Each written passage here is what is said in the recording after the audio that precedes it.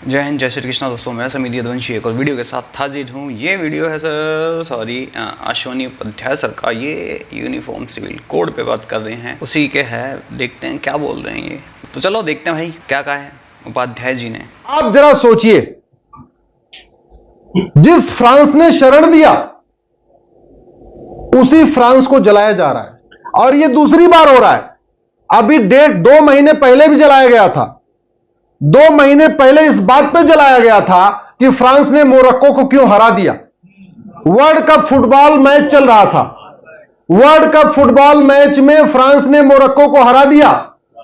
France ने Kurdish लोगों को शरण दिया था जब युद्ध हो रहा था ईरान वाला। उन कुर्दिश के पास, जिनके पास रोटी कपड़ा मकान नहीं था, फ्रांस ने उसको रोटी कपड़ा मकान दिया, शरण दिया, एम्प्लॉयमेंट दिया, पैसे दिए, मकान दिया।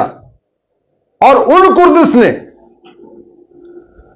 कितने नमक हराम है कि जब फ्रांस ने मोरक्को को हराया तो फ्रांस में आगजनी करने लग गए कि इसने मोरक्को क्यों हरा दिया। और आज दूसरी बार फिर से एक व्यक्ति को पुलिस की गोली लगी। पुलिस की गोली क्यों लगी, कैसे लगी, उसकी जांच हो रही है। पुलिस का कहना है ये हमने हाथ दिया, रुक नहीं रहा था, भागा जा रहा था। लगातार हम इसके पीछे कर रहे थे, फिर भी हम कह रहे थे रोको रोको, नहीं रोका, इसलिए हमने गोली चलाई और टायर में लगने की बजाय उसको लग गई। फ्रांस के राष्ट्रपति ने पुलिस वालों को सस्पेंड कर दिया। नहीं, रियलिटी ये है कि वो रुका लड़का, उसके बाद गन पॉइंट पे लिए लड़के को कि भाई तो आगे भागेगा नहीं। तो क्या गन पॉइंट पे करा लड़का, पता नहीं उसके दिमाग में क्या आया है क्या नहीं है। उसने गाड़ी जैसे एक्सलेट करी, वो भाई मिस्टेकली उसके हेडशॉट लग गया। तो भाई उसमें गलती क्या है? लड़की की गलती उसमें। तो पहले बात तो तू बस लाइन में चला था, ऊपर से तेरे पास ड्राइविंग लाइसेंस नहीं, ऊपर से तू रश ड्राइविंग कर रहा था। तेरे के ठुकने से कितने बंदे बच गए, क्या पता तू कितनों को उड़ाता। लेकिन उसके लिए नहीं भाई मुसलमान मार दिया। लेकिन बता दूं मैं आपको, फ्रांस के अंदर 2017 में एक कानून आया था कि अगर कोई ऐसे रैश ड्राइविंग करता है तो आप उसको गोली मार सकते हो, और मारा भी गया है। 17 से 18 लोग 2017 से अब तक मारे जा चुके हैं गोली से। लेकिन उन्होंने कोई ऐसा ड्रामा नहीं किया, कोई रंडी रोना ऐसा नहीं मचाया तो सिर्फ क्या, एक शांति पीस कम्युनिटी ने फूक मारा पूरा फ्रांस। तब उसमें एक नई बात भी निकल के आ रही है भाई कि फ्रांस ने मतलब सबके सारे जो मुस्लिम्स थे सबको भगा रहे हैं। मतलब उनके वीजा कैंसिल करता है, भाग दो यहाँ से, दफा हो जाओ, चलो निकलो, पिछवाड़े पे लात मारा, हट करके ऐसे भगा रहा है। बच्चे कौन से? इंडियन मुस्लिम बच्चे में इनको छोड़ रहा है कि आप रह सकते हैं यहाँ पे, आपकी सुरक्षा हमारी जिम्मेदारी है। लेकिन भाई क्या ये लोग भी हैं उसके लायक? मैं ये पूछना चाहता हूँ। हैं, चलो कुछ लोग तो हैं, मैं उनकी कुछ लोगों की नहीं बोलता मैं। क्या वो लोग हैंगे जो यहाँ पे भी वही CAA, मुजफ्फरनगर, रामनवमी, हनुमान जयंती, तो समझ सकते हो आप लोग क्या हैं? क्या सच में रहने लायक हैं? क्या सच में पीसफुल कम्युनिटी है? बता सकते हो आप मुझे? पीसफुल कम्युनिटी है। पाकिस्तान में जो स्वीडन में कुरान जलाई गई थी, उसके बाद अब धरना दे रहे हैं लोंडे वो, मतलब हम उसको ये बता देंगे उसकी माँ मर जाएगी। अबे तुम्हें घंटा फर्क नहीं पड़ता उनको बे। कौन लोग बोल रहे हैं जिन्होंने सारे मंदिर तोड़ दिए, हिंदू खत्म कर दिए, सिख के ग्रंथी साहिब की बेटियां उठा ली, वो लोग बोल रहे हैं ये चीजें। तो भाई मैं तो समझ में नहीं आता। ये लोग कहते हैं हम तो बड़े शांति प्रिय लोग हैं। शांति प्रिय लोग ऐसे होते हैं? तो भाई अशांति प्रिय लोग कौन होते हैं? वो तो फिर देखते गोली मार देते होंगे, किसी को आसपास बैठने नहीं देते होंगे अपने, है ना। तो चलो भाई आगे वीडियो देखते हैं। इनके खिलाफ मर्डर का मुकदमा भी शुरू हो गया। इसके बावजूद पूरे फ्रांस में आगजनी हो रही है। इसका मतलब पूरी प्लानिंग थी कि कुछ हो जाए बस आग लगा दूं। इस सोच का हमें दमन करना पड़ेगा। यह सोच जो नमक हराम वाली सोच है, जो जहां खाती है उसी के खिलाफ काम करती है, यह सोच भारत में भी थोड़ी थोड़ी है कि नहीं? इस सोच का दमन करने के लिए, अच्छा यह सोच अगर डेवलपमेंट से जाती तो फ्रांस में हमसे अच्छा हाईवे है, हमसे अच्छा एक्सप्रेसवे है, हमसे अच्छा एयरपोर्ट है।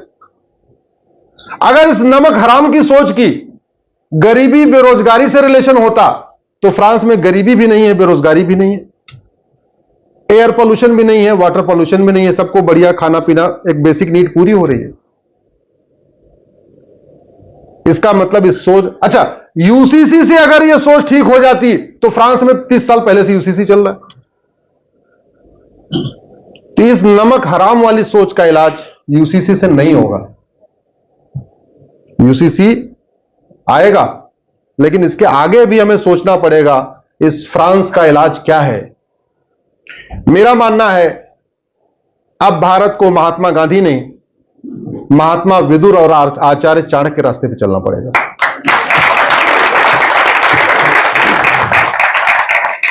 आचार्य चाणक्य ने कहा, महात्मा विदुर ने कहा था, सठे साठ्यम समाचार, और सेम चीज विदुर जी ने भी कहा था।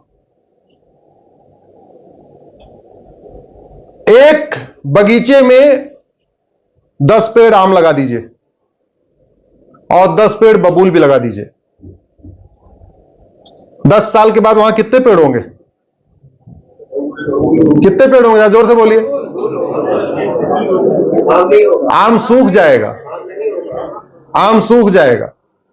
और यह भी याद रखिए, आम के पेड़ को आपको सिंचाई करनी पड़ती है, निराई करनी पड़ती है, खाद देना पड़ता है, पानी देना पड़ता है, जानवरों से भी बचाना पड़ता है। बबूल के पेड़ को ना खाद देना है, ना पानी देना है, ना सिंचाई करना है, और उसको जानवर भी नहीं खाते। बबूल खाएंगे तो जानवरों में मुंह में कांटा कट जाएगा। तो बगीचे में बबूल का पेड़ न पैदा हो, यह ड्यूटी किसकी है? हमारी। माली की, बगीचे की, माली की। और बबूल दिखते ही उसको उखाड़ दिया जाए, वो ज्यादा अच्छा है? पहले बड़ा हो जाए, 10-20 साल के बाद उखाड़ना अच्छा है? जितने जल्दी उखाड़ दिया जाए। बहुत लेट होता है। इस सोच पे हमें काम करना पड़ेगा। अब ये सोच लो कि बबूल का एग्जांपल मैं देता हूँ, ये बबूल का एग्जांपल और आम का पेड़ के एग्जांपल क्यों दे रहा है? देखो, एक जगह पे एक पीसफुल कम्युनिटी रहती है, वहाँ पे एक जगह के नॉन मुस्लिम नहीं रह सकता। वो नहीं रह सकता, या तो उसको कन्वर्ट कर देंगे या उसको मार देंगे। और जहाँ ये एक है तो वहाँ पे बबूल का पेड़ देख लो, कभी भी होगा ना, आम के पेड़ इतने नहीं होंगे। अगर आम के पेड़ के बीच में बगीचे में, तो बबूल के पेड़ इतने, सॉरी, आम के पेड़ नहीं उतने होंगे जितने बबूल के पेड़ उगते जाएंगे। तो ये सेम ही टॉपिक है उस पर। अगर एक बंदा आता है तो वो धीरे धीरे धीरे बढ़ जाते हैं, और वो दिन ऐसा आता है कि फिर वो एक बंदा भी। और ये केस ज़्यादा दिल्ली में देखने को मिल रहे हैं भाई, बहुत केस हैं, एक दो नहीं, बहुत केसेस हैं कि जरा जो लोग घरों में बैठ के चुपचाप यूट्यूब पे स्क्रॉल करते रहते हैं, या फिर न्यूज़ देख ली, डिबेट देखते हैं, अरे ये तो बहनचोद चूतिया आएगा, ये तो डेली आता रहता है, अरे ये तो बावली गांठ वाली बातें करता है, ये बकचोदी करता है। तो वो दिन दूर नहीं जिस दिन तुम्हारे साथ भी ऐसा हो सकता है। जब तक इकट्ठा वो होगा नहीं ना, एक साथ रहेगा। क्योंकि जो मेंटालिटी है इनकी, वो मेंटालिटी ख़त्म कैसे होगी? एक मोहतरमा थी, एक किसी उसमें चली गई मदरसे में, यहाँ देखो ये भी है, यहाँ ये भी है, यहाँ पे बच्चों को राष्ट्रगान भी आता है। मैं एक नहीं, मैं 1000 मदरसों के एग्जाम्पल दे दूंगा, कहीं पे बता दो मुझे। हर जगह कट्टरता सिखाई जाती है। यहाँ तक कि इनके जो भिखारी अगर है ना, वो कट्टर, उनके अंदर ये बोल दो ना कि भाई जैसे हम बोल ले पैसे ले ले, नहीं बोलेंगे। जो ये कहता है ना कट्टर हिंदू, नहीं है भाई। चलो भाई आगे देख लेते हैं, बहुत बातें हो गई बड़ी हो जाएगी वीडियो। और उन पाखंडियों को जवाब देना पड़ेगा जो कई बार कहते हैं कि बांग्लादेश की इकोनॉमी भारत से अच्छी है। मैं उन पाखंडियों से कहता हूं, फिर 5 करोड़ बांग्लादेशियों को वापस बांग्लादेश क्यों नहीं भेज देते भाई? जब वहां की इकोनॉमी अच्छी है, वहां बेरोजगारी कम है, वहां सब कुछ बढ़िया बढ़िया चल रहा है, ये बांग्लादेशी भारत में क्या कर रहे हैं? ये घुसपैठ बहुत बड़ी समस्या है। और 5 लाख घुसपैठियों ने फ्रांस को आग लगा दिया। मैंने 2017 में पीआईएल फाइल किया था सुप्रीम कोर्ट में, और तब आंकड़ों के अनुसार कहा था कि भारत में 5 करोड़ बांग्लादेशी रोहिंग्या रहते हैं। स्टेट वाइज मैंने डेटा दिया था। अगर 5 लाख वहां पे आग लगा सकते हैं, तो ये 5 करोड़ नहीं लगा सकते क्या? एक बार रोहिंग्याओं को समझ में आता है कि हाँ है। ऐसे रोहिंग्याओं का इतिहास बड़ा बहुत ही खतरनाक इतिहास है। रोहिंग्याओं ने म्यांमार में पूरी लोगों की कब्र बना दिया था, जिंदा लोगों को दफना दिया था, तब वहां से खदेड़े गए थे। ऐसे आवारा जानवरों को भारत में लेना चाहिए क्या? बिल्कुल नहीं। इसलिए ये जो सेकुलर लिबरल बुद्धिजीवी हैं, मैं उनसे तो खुलेआम पूछता हूं, तुम बताओ फ्रांस क्यों जल रहा है? चंद ओटजीवी नेताओं ने और नोटजीवी नेताओं ने फ्रांस को चारागाह बनवा दिया। आज जो फ्रांस जल रहा है उसके लिए दो लोग जिम्मेदार हैं, वहां के ओटजीवी नेता और वहां के नोटजीवी बुद्धिजीवी।